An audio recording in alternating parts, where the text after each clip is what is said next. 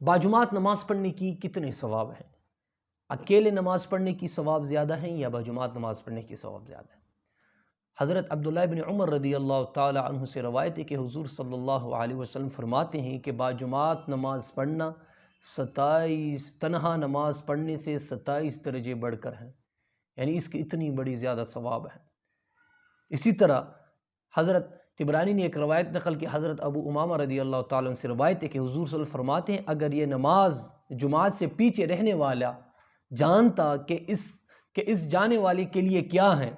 کہ اس جانے والی کے لیے کیا ہے، کتنا ثواب ہے باجماعت پڑھنے کے لیے، یعنی باجماعت نماز پڑھنے کے لیے اس کی نام اعمال میں کتنے ثواب لکھ دیا جائے گا، تو وہ گھسیٹتا ہوا بھی حاضر ہو جائے گا،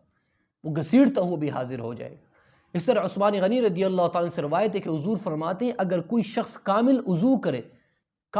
کرے اور وضو کے بعد وہ نماز کے لیے چل پڑے اور امام کے ساتھ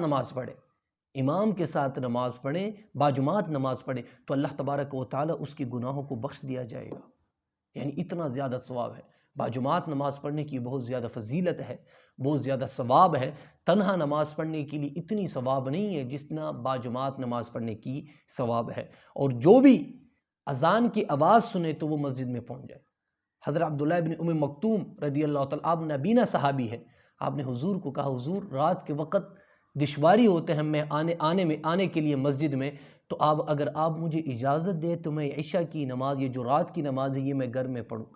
تو حضور صلی اللہ علیہ وسلم نے فرمایا کہ آپ کی کانوں میں اذان کی آواز آتا ہے، حی علی الصلاح حی علی الفلاح کی آواز آتی ہے؟ تو اس نے کہا جی ہاں، بولتے پھر آپ کے لیے آپ حاضر ہونا چاہیے، آپ کے لیے پھر چھوٹ نہیں ہے کہ آپ گھر میں نماز پڑھ لیں۔ یعنی اتنی سختی ہے، اتنی سخت، اگر آپ اذان بھی سنیں اور اذان کے بعد بھی یہ کہیں کہ یار چلو جماعت سے نماز ہو جائے تو میں جلدی اکیلے نماز پڑھوں، نہ، آپ کی کان میں اذان کی آواز پہنچ جائے تو ٹائم سے